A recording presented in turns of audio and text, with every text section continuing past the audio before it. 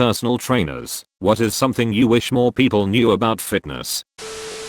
If you're expecting to change 20 years of zero exercise and eating pizza/beer/fast food every day with 10 personal training sessions, we've got a long way to go, buddy, and most of the effort is on you.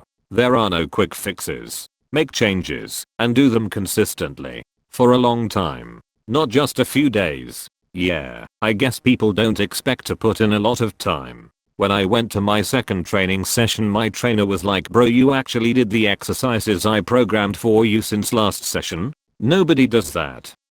There's a concept about motivation and going to the gym/exercising. It's difficult to stay motivated for something over a long time. The best case scenario is maybe you're getting married and you can stay motivated to keep exercising to be in your best shape for your day, or maybe you're having a child and you want to be in good shape to set a good example for them. The truth is, working out consistently isn't a motivational issue. It's a lifestyle issue. You need to change your attitude and lifestyle to just be one of those people who goes to the gym. It's no longer something you need to convince yourself to do. You just need to become someone who just does it. At some point, that motivation has to transition into something else. That's how you stay consistent long term. Now, that isn't necessarily what everyone wants. Some people only want to get into shape for a specific event, but don't delude yourself into thinking that motivation will carry you into the future. It will carry you as far as you can carry it.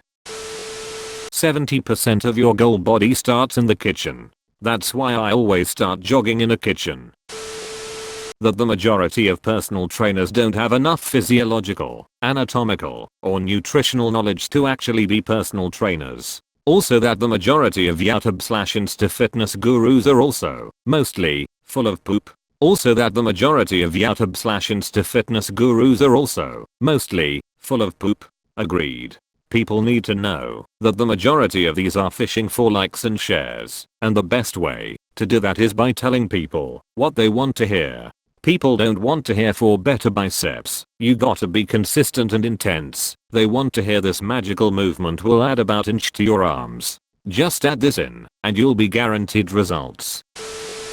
Consistency trumps intensity. Want a beach body by July, staring to work out in April? You can have perfect beach body by July of next year, not this. Learning consistency is honestly harder than intensity. I'm hoping to at least go to the gym on weekends, and then build up into a session or two during the week. Everyone is different, but what worked/is working for me was dedicating 30 minutes to exercise every day for a month. That could be a half-hour bike ride, going to the gym, doing some squats and crunches at home, whatever. But I needed to do it for 30 minutes, once a day, every day, to get into the habit and work past completely dreading going to the gym. I think I missed like 4 days over the month. For me, it really helped with consistency and just making myself go. I usually did more than 30 minutes, because I already got dressed and started this. Might as well get the most out of it. After the month was up, I switched to doing longer workouts a little less often.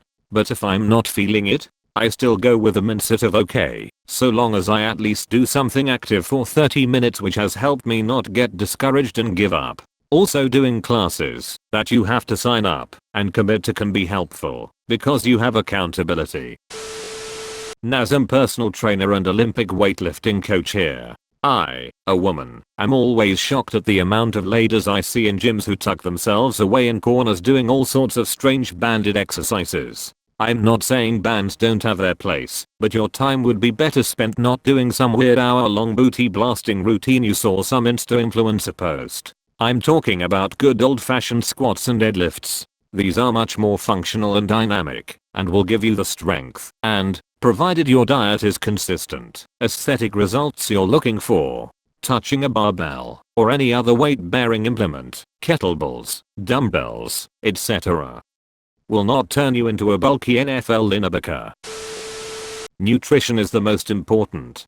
People should stretch more, even if not going to the gym. Get up and stretch at work. When you get up from the couch or bed. Your pets do this all the time. Why don't people? How does stretching benefit? I find myself stretching constantly recently, and have been training a lot. Stretching helps your joints maintain their range of motion aka flexibility. It also reduces injury risks in general, but even more if you stretch before exercising. Not sure if it is the scientific explanation, but my trainers always said that stretching your muscles makes them longer and allows more muscle growth. Just make sure that when you stretch you don't do it too hard. You should feel a tension in your muscles, but not pain. You should stretch after workouts. Before you should do a light warm up. Muscles need some warming up before going into stretching. Stretching before can cause serious injury.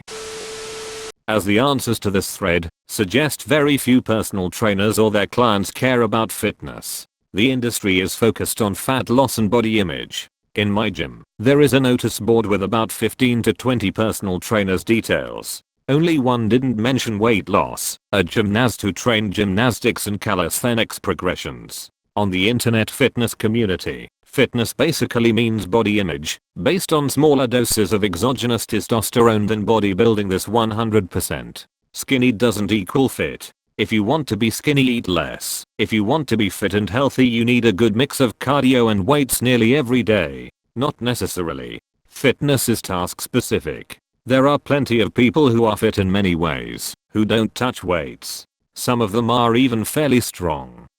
For instance, Mike Tyson didn't do weight training after the age of 20, but was fit and strong in many regards. Also, weights can be used for cardio training.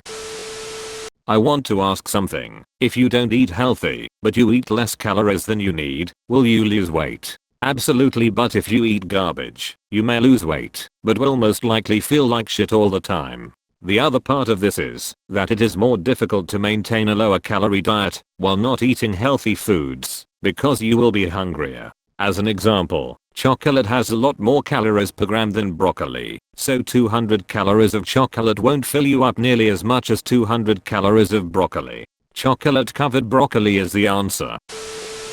Not a trainer, but people need to learn that it's not possible to control on which body part you get rid of fat. Like all those exercises saying do this exercise and lose your belly fat, that does not work. You can't control where you lose fat, only where you gain muscle. I'm a trainer, and 1 out of every 5 people I speak with asks for an exercise that results in localized body fat reduction in their belly or arms. I always let them know as gently as possible that it isn't possible, and where you lose fat first / most / fastest is almost entirely determined by genetics. Eating well is #1. And this doesn't mean eating those superfoods in dumb articles or a duffel bag full of supplements. Yes, I have seen this. It means eat vegetables / fruit with every meal. Eat minimally processed foods and make more things from scratch. Even if it's a cake, it makes you appreciate what goes into your mouth. Eat a variety of foods. Eat only when hungry. Think of food as fuel to support your goals. You can eat some junk 10% of the time. Nothing wrong with dietary fat. Carbs should be scaled with activity levels. If you sit at a desk all day, 2 to 3 legitimate portions of carbs is enough. Do what makes you feel better within the above rules. Everyone is different. If you feel better with lots of carbs or none, do that. If you hate eating breakfast, don't eat breakfast. If you feel better eating a million tiny meals, do that. If you like to eat one big meal a day, do that. As for fitness, find an activity you enjoy to start. You may find in time that you gain interest in things you hated before. Try to spend at least 30 minutes on your feet every day. Go for a walk and listen to a podcast or something instead of lying on the couch watching TV. Going to the gym 3x a week for an hour doesn't make you as active or make you burn as many calories as you think. It doesn't undo the 35 hours you sit at desk and the other 15 you spend on a couch. Try new things. Research proper technique. Don't train like a professional athlete or bodybuilder if you're a beginner. They have different training needs in order to keep improving due to their muscles and capabilities that already exist. Make sure you subscribe to the channel and click that bell to turn on notifications so you'll be sure to know when the next video comes out. Want to watch some more? Check out my other videos. I really do appreciate everyone who helps make these videos possible. And as always, thanks for watching.